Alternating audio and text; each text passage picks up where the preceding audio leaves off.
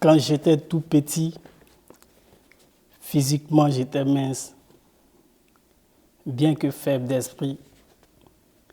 Je rêvais d'être un prince, même si dans mon quartier, il y avait trop d'agressions. Le football, ma passion, ne m'a jamais quitté. À l'école, j'étais bon, plutôt discipliné. Divorce à la maison, et j'ai tout arrêté.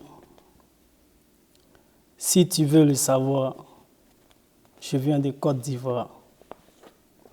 Maman a refait sa vie avec un nouveau mari. Bigam était ce beau-père et très vite ce fut la guerre. Obligé d'aller au champ, avec moi toujours violent. Le foot m'était interdit. Et maman souffrait aussi. Un jour, tonton est venu, m'a amené avec lui. Abidjan m'a accueilli pour devenir apprenti. Cela a duré 9 mois. Et ensuite le Burkina. Si j'avais su où nous allions, jamais je ne serais parti.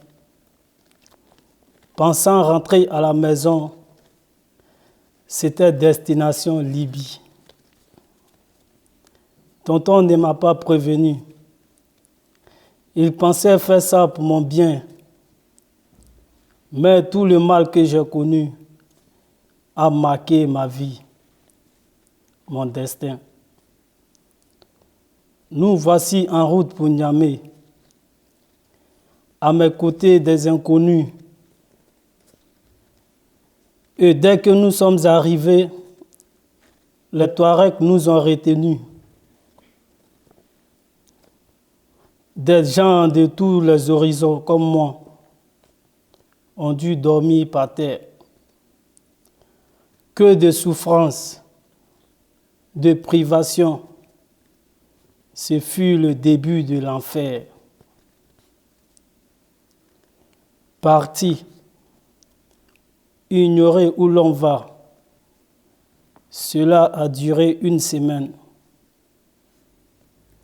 Agressé sans savoir pourquoi, par ces bureaux remplis de haine.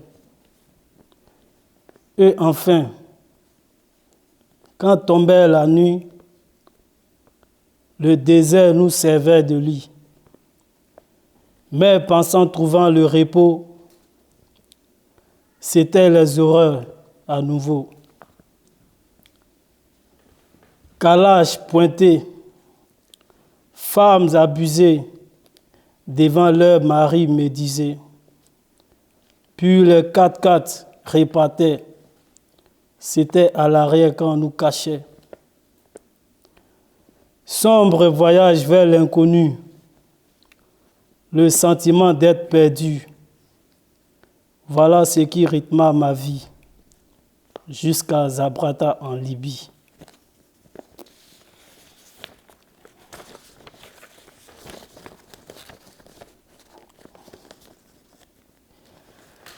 Foyer, arrestation, prison, face aux Asma Boys.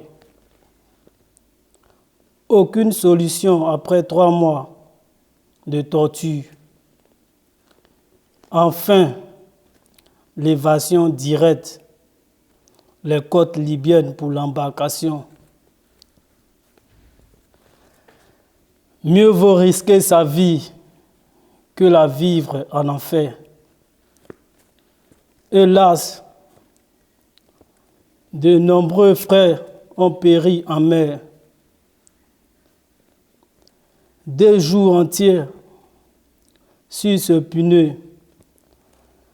servant de bateau, et la marine italienne qui nous ont sortis des eaux.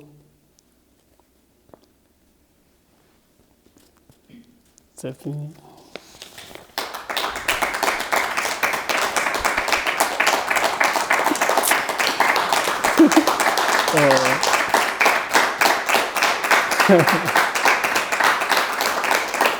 Mais, merci.